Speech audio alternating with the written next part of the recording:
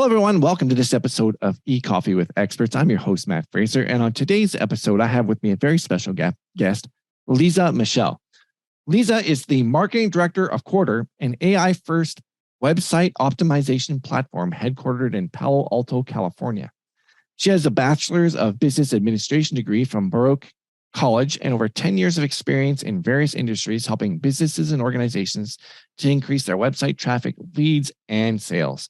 When not working on marketing campaigns for Quattr, Liza enjoys spending time curled up on the couch with her husband watching Jeopardy. Liza, thank you so much. Welcome to the show. Thank you for having me. Yeah. So, hey, how would your university professors describe you as a student? Lazy, extremely. Oh, really? Oh, yeah. Interesting. So when I was in college 2 days a week on purpose. Okay. Because I was working the other 5 days a week. The other, more like the other 5. Yeah. Sorry. I can't math. Can we cut that? Anyway. It's all good. So I was not very studious. I was very creative, but I can't say that I was very studious. Things came very easy to me in high school, and I was not prepared for what was college. And that every hour you are in class, you need to spend 3 hours in the book. That was not something that registered with me, especially since I was paying my own way through college and working. But I could get good grades. I just wouldn't say that they thought I was like the most studious person. I kind of just did the bare minimum to get my B or A and try to skate by. But whenever I get asked in interviews, what did you learn in college? As a marketer, I learned nothing, absolutely nothing from here now. What I learned is to meet my deadlines under stress. But that's something that I was well aware of doing before I got into college. So I can't say that while I enjoyed my time at Baruch College, and I think it's a great school for anyone who wants to get into business, just like networking and connections that you make in the location, like it's right in Midtown in Manhattan. So it's really great, but I can't say that I necessarily learned anything for my marketing career. I also graduated in 2015. So, I can't say that like anything that they taught me there translated, because there was a massive technology boom. Changed. There's just everything changed. They were teaching me, the 4 Ps, great. You need to know that it is a basis for marketing. But if they were teaching me how to use Marketo, or teaching me how to use HubSpot, or teaching me even how to use Jira, that would have had more value to me. But that is academia for you. Yeah.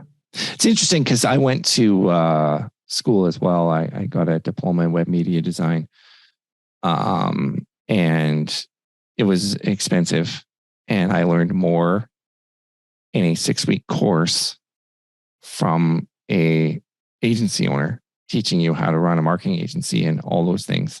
I could have learned things for free, what I learned in school, and probably better, especially now with the way the internet is, like LinkedIn Learning. I mean, back when it was lynda.com, now there's the city I live in, you get free access to that platform with a library card.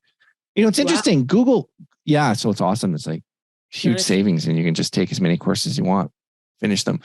But it's interesting. Google has now, said that education, they don't require a degree for getting a job with them, which probably may be a huge hit to some universities, because people bypass that and they stop making money. But do you think it's necessary then to, if someone was wanting to start out want a career in digital marketing, would you advise them to go to school? I would say it can't hurt. Yeah. If you have the time, if you have the money, do it. Not just from the learning perspective. It's an experience. It's a life experience you should have. But if you're asking me, would I not hire someone if they didn't have a degree? Definitely not. I don't care. Yeah. I care about what you bring to the table.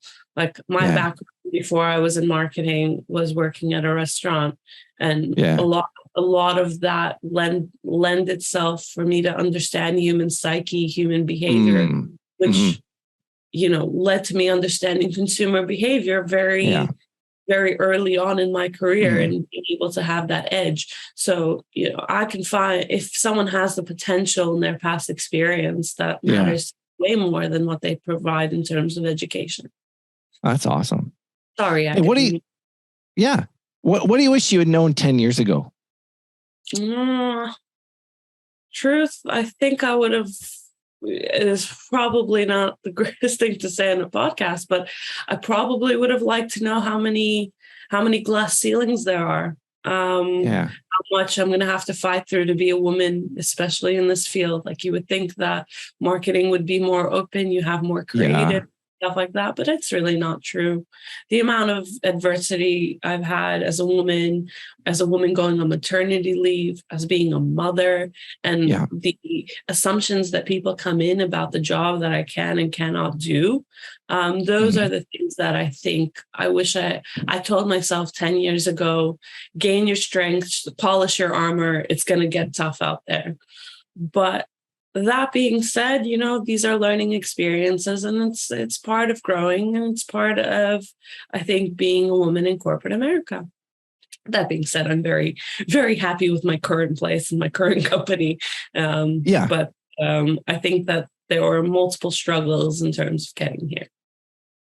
Yeah, that's very interesting. I was talking to somebody on another episode about this. She was a young lady and was talking about the same things. And in that regard, like, people thought because she was a woman, like, there's just different comments people made to her. This just passive aggressive. Yeah, and it is a male dominated industry, especially B2b SaaS. Yeah, which is bread and butter. What advice then would you give to young women looking to enter the digital marketing industry? I think right now the atmosphere has changed. So I'm sure that there's a lot of it still going on, but my advice would be: find a mentor. Find someone that you trust, someone in your space or similar enough, and reach out to them for advice. I didn't have that. I stumbled. I fell flat on my face so many times climbing the ladder, and I'm still climbing the ladder, and I'm still falling flat on my face. There's a reason when you climb Mount Everest, you have a Sherpa. Get yourself Oh, that's amazing. What great advice. That's such a good analogy. The value of having a mentor is just, same here. I wish I'd had a mentor. More than one. One could be for managing being a woman in the industry, and one can be for actually learning marketing, and one can be for managing up, one could be for managing down. We all have different strong suits, and most people that I've approached for mentorship have been very open about it. So even if there's someone that you're following on LinkedIn, reach out, see, maybe they'd be willing to give you an hour a month. And that's in the beginning, that's kind of all you need. Just come prepared, come ready, and have that mentor there. I met a mentor.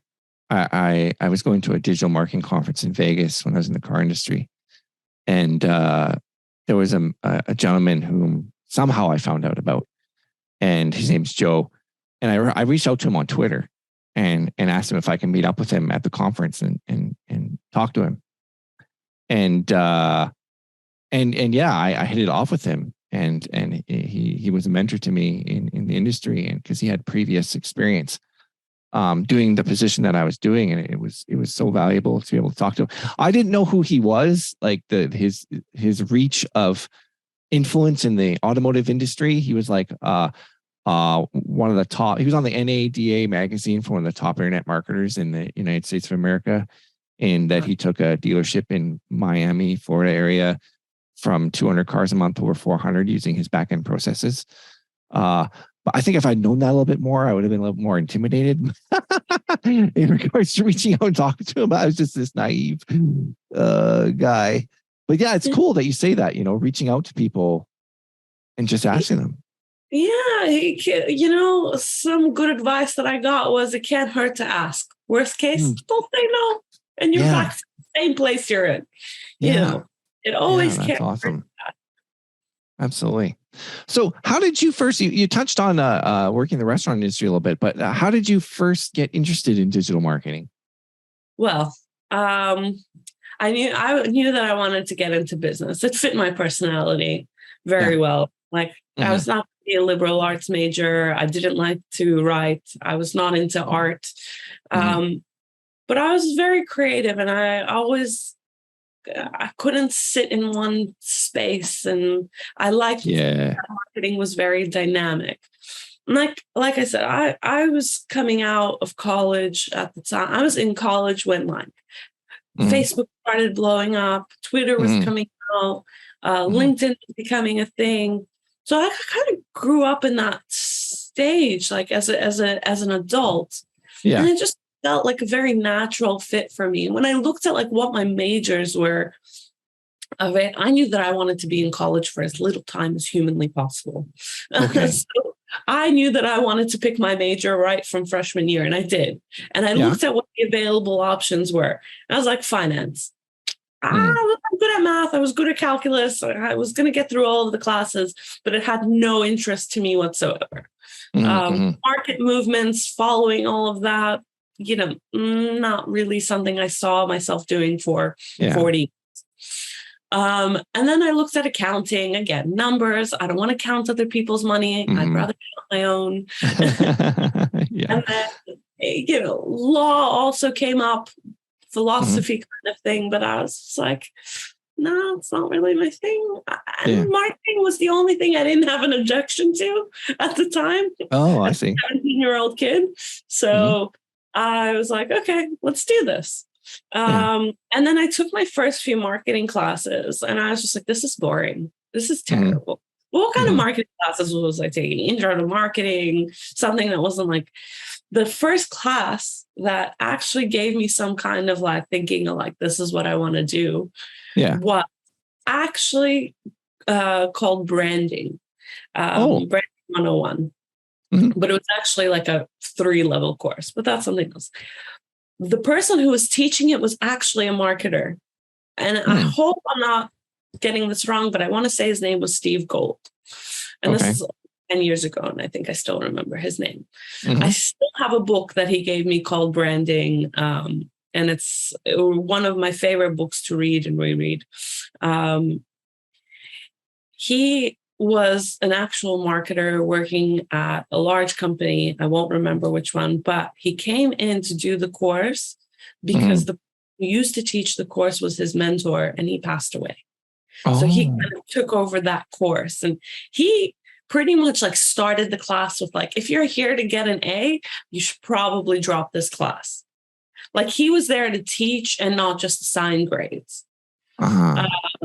And he really taught me so many things about branding and, social awareness, and like about like really, really was a great, great teacher. And that's when like that solidified me going into marketing.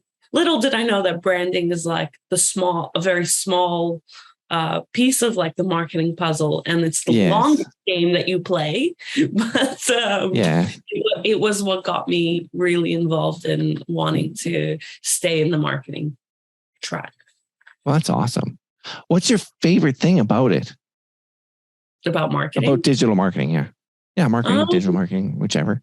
It's constantly changing. You're not sitting Yeah. there doing the same thing. There is some monotony to the job. Obviously, you're pulling the same Mm. reports, you're looking for the same metrics. But generally, new platforms are coming out, new things are, Mm-hmm. right now the question is how do B2b marketers leverage TikTok? Can you leverage TikTok? So Yeah. it's the same That's question an we kind of were interesting. going through from Instagram. And Yeah. now the person moved to TikTok. And it's like you're always answering a new question. You're always trying to leverage something new in people's lives. Right now, Mm-hmm. there's a lot of talk about data privacy. And as Yeah. marketers, it's a very scary concept because we live and breathe data to make informed decisions. Yeah. But, people go to the Mad Men era, people didn't have that much data. They had like Nielsen reports. And they Yeah. were able to make stellar marketing campaigns. So right now, we as marketers are being challenged to challenged to make amazing, great campaigns that are going to convert for the companies that we work for, while also respecting the privacy of the people that we are ultimately trying to market to. So, there's always interesting questions in the space. And like, how are you going to answer them? I don't have an answer to that. I think everyone's trying to figure that. Oh, for sure. And yeah, it is interesting how there are so many things to learn. I think that's what's drawn me to it. And it's always changing. And I get bored easy. So, Same. It's always changing. There's always something to learn, and always something new to do. So that's the fun part. I think so. Yeah. I mean, it's fun. Would you say it's fun? Yeah, 100%. It's a lot of fun, man. Like, super annoying. Yeah. Yeah. It's definitely fun, but you have to come in with the right mentality. There are definitely days, especially like the report days, where I'm just like, or the end of the quarter, and you're like, oh, are we going to meet our metrics or not? Those are the days. But the beginning of the quarters are fun when you get to be creative, try something new, and But it's like any other job, right? If you like what you're doing, if you even love what you're doing, even better. You're going to come in with a smile. You're going to come in ready to tackle the challenges ahead of you. My husband works in finance and he loves it. So the challenge that I would never want to tackle, he is happy to take on. That's awesome. What do you think are the key first steps in creating a marketing plan for a B2B startup? Well, you need to know who you're marketing to, right? So there's a couple of ways that you can do it. You can either go the buyer persona route, or you can go with customer profile. So the way that you, especially if you're like starting out, a lot of this is going to be conjecture. You're pretty much making assumptions or informed decisions based on however much information you have. But say you have some customers already, then it's probably better to go to the ideal customer profile route, because you can look at the customers that you currently have and figure out what that profile is. Who's using the profile, using your platform? What kind of profile do they have? What are the demographics? What are the features that they're using about your platform? And you make these kind of like cards out of that, like little bite-sized like index cards in a PDF form or PowerPoint, so that you know who to target your efforts after. So you can also review your sales data. So even people who didn't necessarily convert but got really close, that could also be your ideal customer profile. Maybe it's something internal in the company, like budget decisions that stop that from happening. So you have a few sources that you can look at, even if you don't if you don't have customers. For example, you can try and like survey customers that you would like to have, so potential customers. I would say you could probably go out on LinkedIn, offer someone a $25 Amazon gift card, and scale that up a few times over for the profiles that you're looking at, and find out like if they were looking for a solution like yours, like what would they want?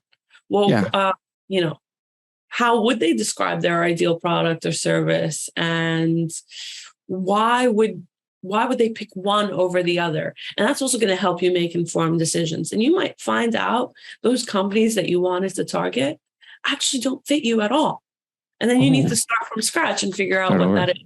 So it's always easier when you do have that customer base, because you use that. And even if you have 2 or 3 customers, you might have multiple users within one company, and you can ask them, like really have a candid interview with them about what they like, what they don't like about your platform. Would they have used it in other companies that they have worked in? Which one of those companies? And that can also help you make this idea of what your ideal customer profile is.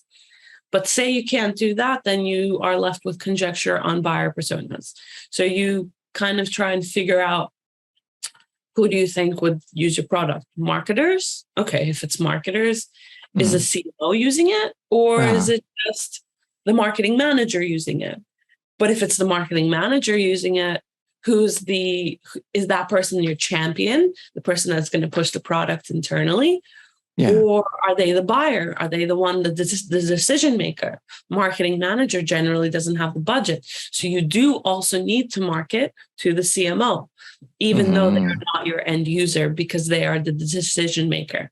So when you get into the buyer persona world, you also have to figure out who are your champions and your end users of your platform, and who are the decision makers and going to be approving the budget quarter over quarter, year over year for your product. So it's really important to figure that out as well before you start marketing. Yeah. And you just said something very key, before you start marketing, because there are so many businesses, whether they're B2C or B2B, that think that's a total complete waste of time.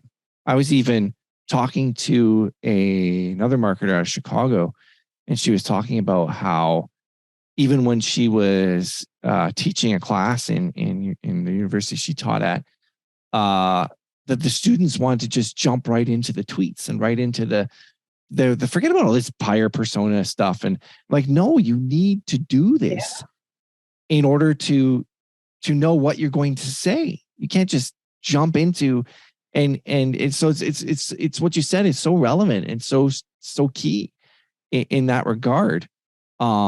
And even going into your, if you are an established business, going into your customer service call center and spending time in there and listening to who's calling in and what they're saying and who they are in that regard. Would you agree with that? 100%. I think that you need to be, first of all, not just from a quality control perspective, but you need to know what questions are being asked. And you don't know what people want from your product. Where's the next step that your product is going? Product should always be growing. There should always be a step. It can't be stagnant. Yes, you can take a minor break to figure out other things, but your product needs to grow or it's going to die. The best place to do that is from your customer base. They're the people using your platform. They're the people that you want 20 more of. So you have to make them happy. I mean, look at MySpace. MySpace died because I think Facebook killed MySpace. But anyway, I don't think they were as innovative as they could have been. Or who knows? I don't know why the demise of MySpace. That's a totally different subject. but you, of itself. Yeah. So what do you think are the best ways to determine how to reach your target market, your personas that you've developed, your ideal customer profiles? I mean, how do you find out where they're hanging out and how do you reach them? If someone was to come to you. So you have to talk to them. Once you figure out who it is, you have to do that kind of market research to figure that out. But let's be honest, most times when you are a B2B founder, or if you're in a startup, like your founder will know that space. That's how they come up with the product, generally speaking. So you'll gain a lot of insight from whoever started the company or whoever came up with the idea. Not necessarily the engineers who built the product, but the person who had the idea generally had the idea because they are in the space. 9 times out of 10, it's not a solid and fast rule. So you'll get insight from there. But you need to talk to people in your ideal customer profile. Now, if you have the customers, it's very easy to have that conversation with your customers. Like, help us out. Where are you? Are you on LinkedIn 90% of the day? Yeah. Are you on Reddit? Are you here? Do you click on paid ads? Do you just know to skip them? Like, there's a lot of different questions that you can ask, and they happen now in the conversation. So there's some aspects of, like, before you even start creating content or creating campaigns, you need to know where they are. Yeah, that's a very good question. It's interesting. If let me think for a minute here. When you've developed that, is it easy? Does the incentive, because going and finding and asking people these questions, I mean, I get people sending me surveys all the time and I'm like, I got so much on my plate. I don't have time to answer those things. However, something that someone offered me a $50 Amazon card or $200 Amazon. Not that they're going to offer 200. I'm being facetious. Yeah. Do you think that helps? 100% it helps. Yeah. There are whole platforms and B2B solutions built on it. So I definitely do think that it helps. But I will say that's why it's best to go to your customers. Your customers are already invested in your success. Because if you succeed, right, they are, generally speaking, a savvy person using your platform will understand that if your company succeeds, new and better things are on the horizon and that your company will last. So you'll find that your customers will be quite big advocates for your brand if they're treated right. And they would be more than happy to give you an hour of their time to figure this out. And if they're your customer, you can throw in some add-ons, some benefits, some extra with your company. And you know that they've already signed with you. So they are the right profile. Yeah. That is people you should be talking to, people who've already signed with you. But if you don't have someone who's signed with you, then that you should go the survey route. Yeah. And that's it. Go ahead. But that is so long ways out, in my opinion, in terms of figuring out what channels you're going. Because you need to, first year and a half before you're even going to pay for any kind of marketing campaigns, you're going to be relying on a lot of sales outbound and sales prospecting. That's just a natural stage of how it works. You need to get your content down right. That's your website, your blog, your social media posts. Like, if without content and without brand authority, you can be paying out of the ether, but people aren't going to value your brand. They're just going to look at it as some other clickbait or some other spam, right? Yeah. So I would say it's important to figure out what those channels are, but you can most definitely do that parallel to creating your content. And even while you're doing your ideal customer profile, you might find that you're already finding those channels, but without anything to put there, you're going to have a problem. A lot of B2B SaaS solutions that I find launch some strapped version of their website and think that that's acceptable to start marketing with, but it's not. That is that's your first impression with a brand, with another company website is that first impression. That is a first date. And if you are not dressed to the nines on your first date, if you are not speaking cohesively and coherently, there's not going to be a second date. Or you're going to have to find someone who's very open and willing in working with a project to get that second date, so to speak. So I would say that figuring out your content, figuring out your messaging, figuring out your website needs to be key before you start putting yourself out there. Wow. There's so many things you said there. So for instance, what I heard you say is that number one, the content is important. It's strategic, but not just producing content for external consumption. But the foundation is actually figuring out your messaging and your content for your actual foundation of your website, for your brand, in order to make an impression. Because you only get a first chance to make a first impression, one chance to make a first impression in all things. And it's amazing to me how many businesses just, whether B2B or B2C, they think websites are just an afterthought to their. I mean, do you find that as well? I find that so often. It is actually ridiculous the amount of times I see this happening. How do you expect to get yourself out there if you don't even know what you're saying? If you don't know what pain points you're addressing, you just have this conjecture of what it is. Put it down with pen and paper, or put it down in a Google Doc. Figure that out. And make it a clear and concise message. Because that's going to be the basis of everything that you do. The content that you write, the blogs that you put out. What is your value proposition? There's just basics that people just skip over. And then you go back and you try and figure it out, and you realize like you've done so much work that goes against your value prop, that goes against the messaging of your homepage that you've now redone.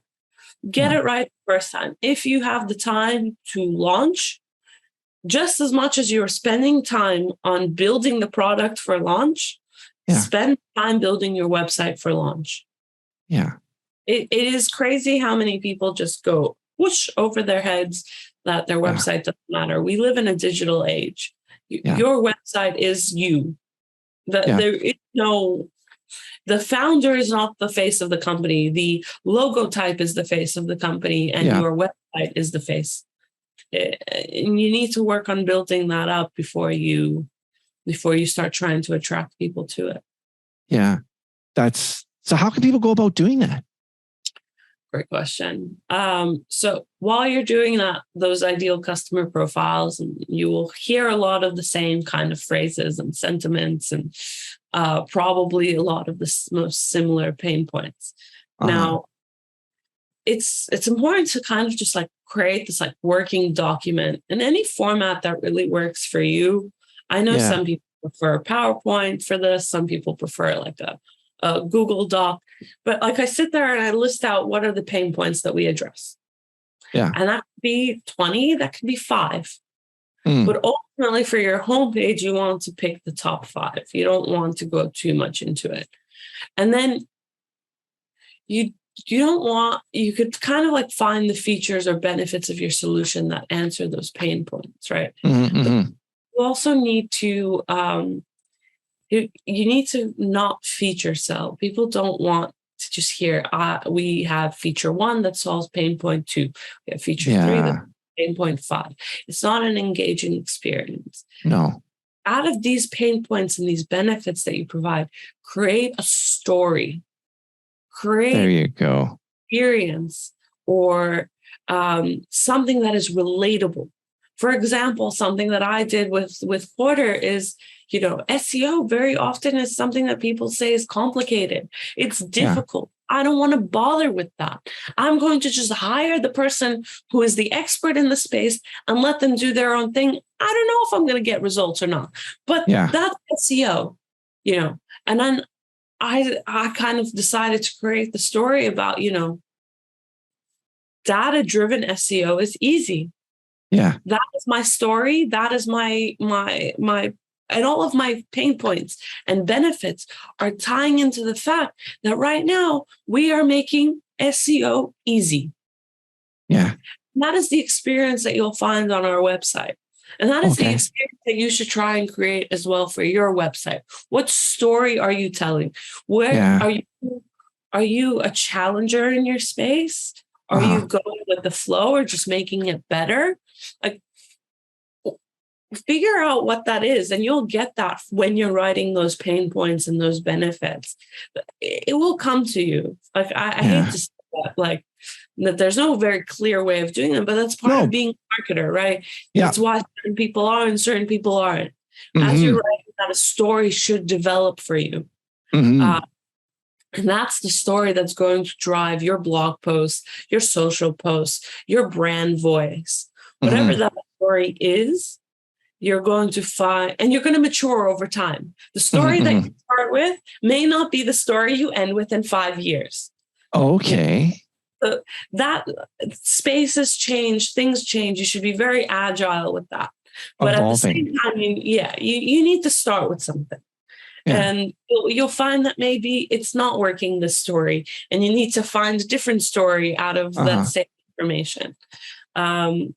But it definitely needs to be a story. It needs to be an experience. Don't just dump information about your platform on your website and assume that's it.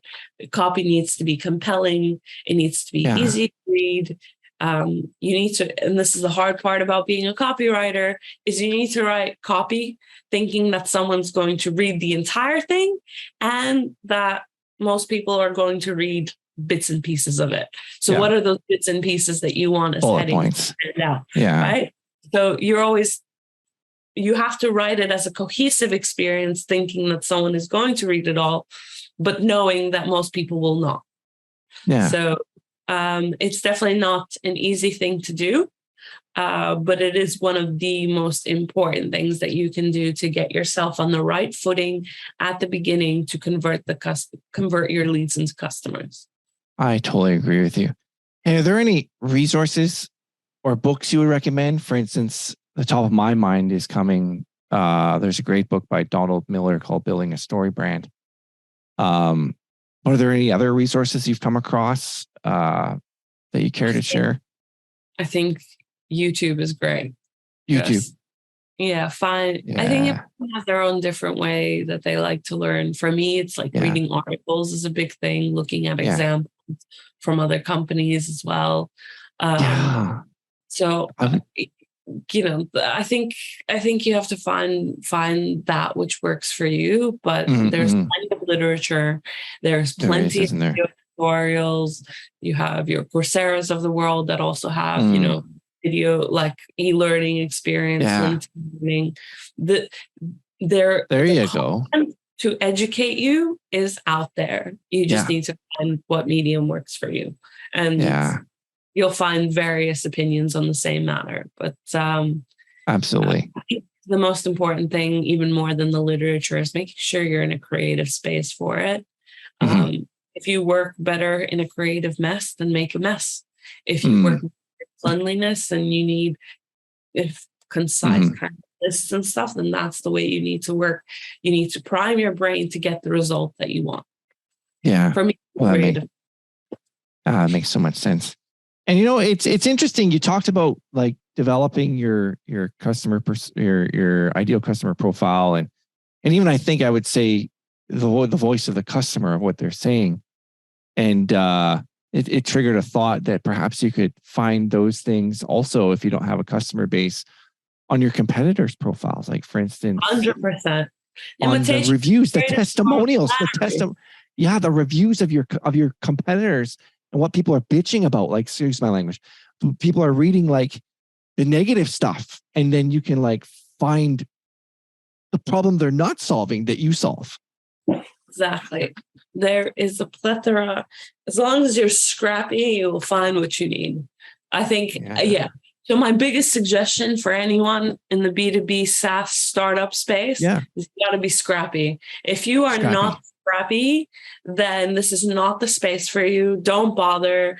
Abort mission, turn around, go to B2C, where budgets are like in the billions and millions. Go there. Go there.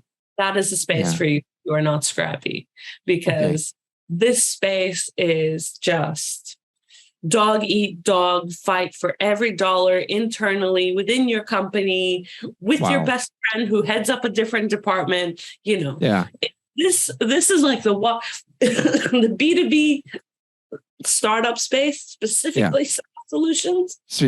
Wild, wild west. I love it. I really love it. This is a spaghetti western. Okay. Wow. So you need to be ready for that. That's amazing. I'm just trying to think of my next question to ask. Based on what you just said. Content, but content. So I was going to come back to that in regards to, you know. So when say you figured out what your ideal customer profile is. Let's say you figured out, you know, what pain points you address and what like your key messaging is. Yeah. You start putting things out there for people to like putting out feelers, so to speak, for people to come and have some touch points with you. Yeah. So, you know, content is not just text on paper. Okay. It's not just what content is. I'm surprised by how many times I encounter non-marketers who, when I say content, think that it is just written media. It is not. Yeah. It could be images. It could be infographics. It could be, you know, so many different things, videos, this right now. What we're doing. Content. Yeah. Right. And you want to make sure that your content educates, sells, and builds trust in your brand. That is the goal of all of your pieces of content. It needs to do one of the three, and best if it does all of the three. So that could be starting a knowledge base, or like an article, like an article topic. Say, you want to talk about everything that there is about podcasts. Maybe you have like a kind of like article topic on microphones, and then on headphones, and then on video equipment. Mm-hmm. And like you can go on and have these massive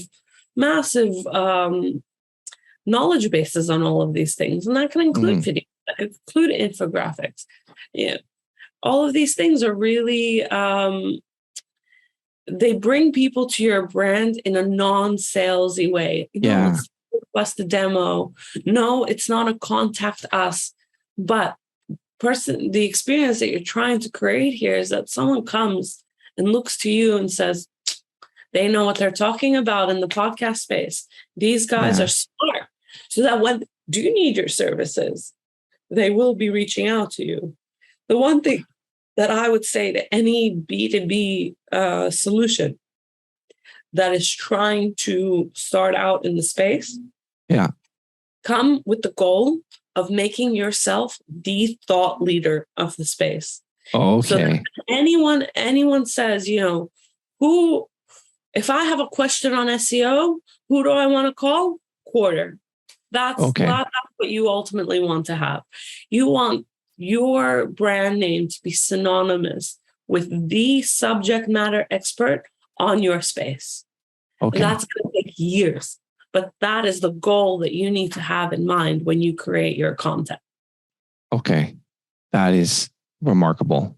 You mentioned the type of content to create for, like, hypothetically a podcast, but what about specifically for B2B in the B2B SaaS space? Like, my first thought when you were talking was like tutorials, maybe. Yeah. So, you should try and mix your medias as well. Okay. So if you're doing, for example, this tutorial example, Google Search Console is a big thing in the SEO space. So of course, you can, for example, I'm going to be putting a lot of it back on what we do. So adapt it to your business model and your industry. But for example, we can do a written tutorial with screenshots and images of how you pull a certain report from Google Search Console. With that, we can also do a video tutorial, which takes the exact same content and puts it in video format. Yeah. And you put that all on the same page. And then you put that video on YouTube. And then you also put that video on LinkedIn with a link to the blog that you just put out with the tutorial.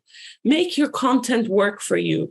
One piece of content, multiple medias, multiple channels that you can then put that media out on. This is the one advice that every content marketer gives me. Any long piece of content you create small pieces of content out of it. One for social, one for an email blast, one for, So maybe the different parts of your post has 5 points, take each one of those points and break it down into snackable pieces of content that people can snack on. You can make an infographic. You can make a carousel for LinkedIn or Facebook, whatever it is. Any content that you create needs to be able to produce more content from you. You need to be able to chop and dice it and create more out of it. But the big point that I'm going to make about putting this content out, and like I said, you want to be the subject matter expert in the space. You need to have a subject matter expert review your content. You don't necessarily need to be a subject matter expert to write the content always. But you need a subject matter expert to review it. You will miss things, and they might find a gap that can be a total game changer in the conversion of your content, because they are the people in the space. Usually you have the founder be the subject matter expert, or that's what I was going to ask you. Who should that person be? Yeah, it's a difficult question to ask, because it might be your founder. Generally speaking, it is your founder, because again, they started the company and they were in the space. But sometimes you might need to get a thought leader in the space to be that reviewer, and you need to pay for that. But it's worth it for your content. Like, it is a big investment, but you can't expect to put out content that is going to speak to people unless you've had it reviewed by someone in that space. Like, that's the biggest mistake that I find. And I find a lot of times that they're marketers marketing to me, and they're not actually speaking the right terminology. Like, it's just off. It's all interesting. Whenever I find that, I just get off the page. I remember the brand because I don't want to do business with them. Very and interesting. never want that to happen, because whenever you are B2B SaaS solutions are expensive. Yeah. For sure. You want to make sure that the money you're investing in this company, that this company is smart. The people working in this company are smart. Yeah. Part of that impression. That's why if you don't have a subject matter expert reviewing your content, it's difficult. Also, when you're in a space like SEO, one topic, 5 opinions on the matter, and they're all varying. So you have to pick a side. Gosh. Yeah. So you have to pick a side. Yeah. And that's just the case. And you're going to alienate people. But, if that is what you think is correct, and that is the foundation of how your platform is built, then you need to keep that. Yeah. It's interesting. All of these things that we're talking about, they're very sophisticated. They're very complex, and they take a lot of time. Yeah. And I've met individuals who are founders, and maybe they're an engineer, a software engineer, or whatever the case may be. But they're absolutely not marketers. Yep. And so how, for someone who may be listening to this, like, how do you solve that problem? Like, for instance, do you hire someone to do it for you? And do you hire internally, or do you partner with an agency that specializes in it? The only thing I've found is, well, number one, marketers are expensive. Yeah. Because those that are good at what they do are expensive because they know what they're doing. Customer acquisition is the most expensive part of business, period. And those who know how to do it should be rewarded for doing so. So the first point is, all of those things, and finding the right person to do that for you, or finding a company. And it's like, how do you compensate them? Especially if you're a startup, for Pete's sake. Is it through equity, giving them issuing shares based on performance, or I don't know. I just, as you were talking, it came to me. I can give you some musings on it, but I don't have a strict answer. Sure. Like a strict answer. I just your opinion. I'm not asking for a textbook. I just want to know what your thoughts are. Yeah, it's a very interesting question. So, who should be your subject matter expert? If he can't be your founder, you need to find that person in your space. Go on LinkedIn. See who's posting on the hashtags that relate to your business, who's getting the most amount of followers, most amount of likes, comments. Look at what the engagement is like there, and be picky about it, because that is going to be a very big part of your brand voice, and you're going to need to pay for it. But B2B SaaS is not a cheap space to be in. And if your founder isn't ready to pay for it, and the investors aren't ready to pay for it, then maybe it's not whether you're in business. Bring in a marketer and I've seen that fail plenty of times over. Marketers, I think like department level marketers have a 6 to 18 month turnaround in the B2B space. Oh yeah. And we have probably one of the highest turnarounds in the business in general. Why is that, do you think?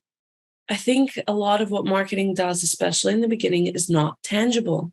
It is just not tangible from a financial perspective. That ideal customer profile that I'm telling you, that might take you 3 months to build. And that's absolutely fine. Yeah. That's perfectly fine.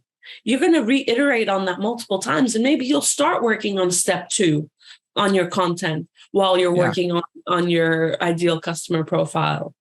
And a lot of these things are happening at the same time. But, anyone in the SEO space will tell you your content needs time to build up. You need to give it time. It's not going to happen right away. And there's this expectation that marketing is like sales and that marketing can give you quick and fast results.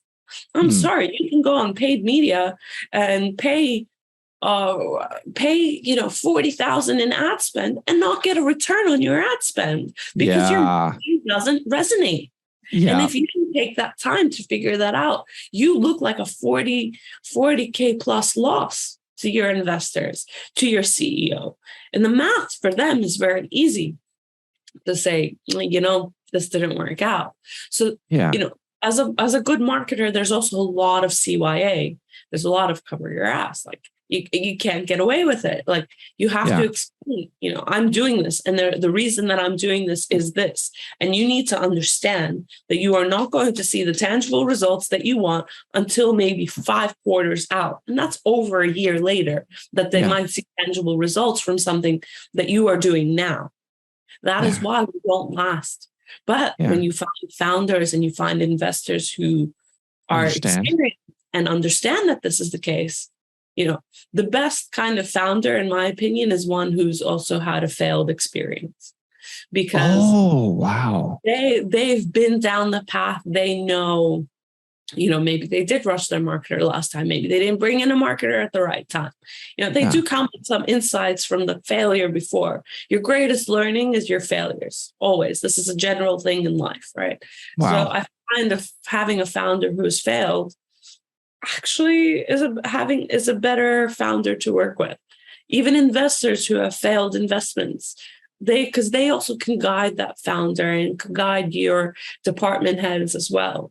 I've seen so many different variations of that, but I think, as marketers, we need to be open and honest to people that we are reporting to, whether it's the founder, whether it's the investor, whether it's just up the chain in marketing, about what results you can give and in what time, and try and be honest about that even in the interview stage.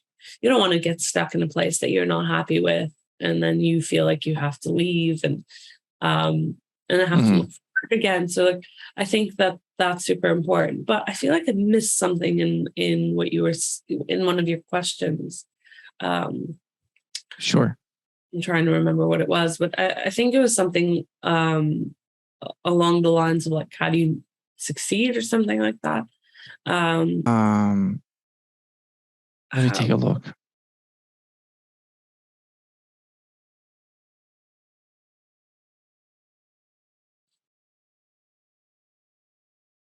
Yeah, it may have been, about how to be successful. I don't know if it's going back to how to determine which marketing channels will be most effective, or how to track and measure the success of your marketing campaigns. I'm trying to stimulate my brain to remember what it was. We can just start from somewhere. We were talking about content, making your content success, and that was fascinating. So again, with your content, once you put it out, it's going to take time for it to build up. Like, one channel that you're going to use from the very beginning is SEO, making sure that you're using the right keywords, and making sure that you are not keyword stuffing, which is extremely popular, but Google hates, but again, you're going to need to have that expertise in the space to do that. So for any marketer, if you're a founder, find the marketer that fits the plan that you foresee for your company. If it's quick and dirty, then you need a demand gen expert. If you're willing to play the long game, then you need someone who's more experienced with branding, someone who's more experienced with SEO and organic growth. So I think like that is the big suggestion for founders for success with your marketers is figure out what you want for your company and understand that if you are going the first route of the low-hanging fruit, eventually that fruit will end. And that marketer needs to be able to play the long game. And the marketer who plays the long game, they also need to be agile at some point to be able to play for the quick wins when things are figured out. I'm silly.